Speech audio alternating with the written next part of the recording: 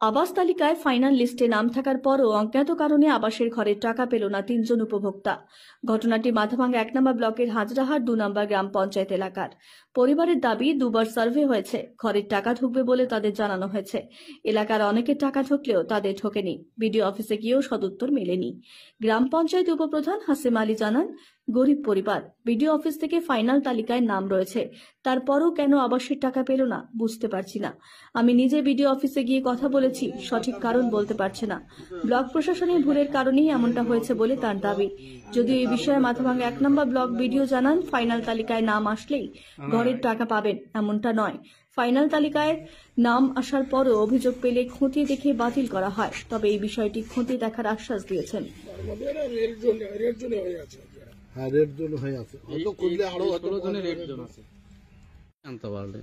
এখন তো ওই যে টাকা ঢুকতেছে না বইয়ের মধ্যে, এখন শুনি আমার গণ নাই, এরকম নানান কথা।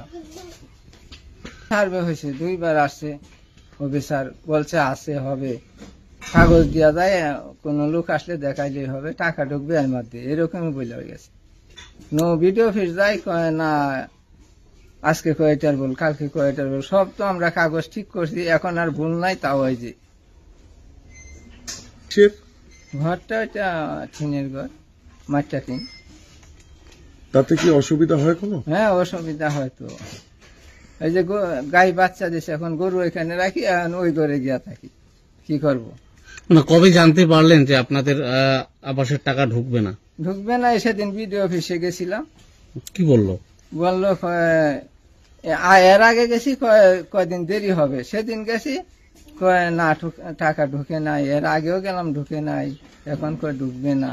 মানে কেন ঢুকবে না? দেরি আছে, নানান কথা, একক দিন একক কথা কয়। গরিব লোক যাই আমরা ভাড়া দিয়া, 3টা লোক যদি চলে যায়, বাবারে তো একা ছাড়া যায় না। মানে ভাড়া কত আছে, 3টা লোকের হাজিরা কত। আপনার এবং আপনার বাবা দুজনেরই নাম ছিল? 2 জনের নাম ছিল তালিকা খাতায়। মানে কারো অ্যাকাউন্টে টাকা ঢোকেনি? না, বাবারটা তো ঢুকে না, আমারটা তো ঢুকে না। তো স্থানীয় পঞ্চায়েত প্রধান জানিয়েছিলেন? হ্যাঁ, জানাইছি তো, ওনারা কয় হ্যাঁ দেখি, চেষ্টা করি। কি নাম আপনার?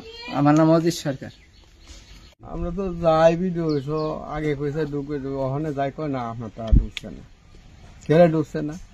কয় একবার কইলো যে আইজি কাজে, আইজি নম্বর নাই, গেলাম, প্রধান সাহেবও গেল, কয় আছে, দিছে, আপনি কেন এনে পাঠাইলেন, এইটা বললো।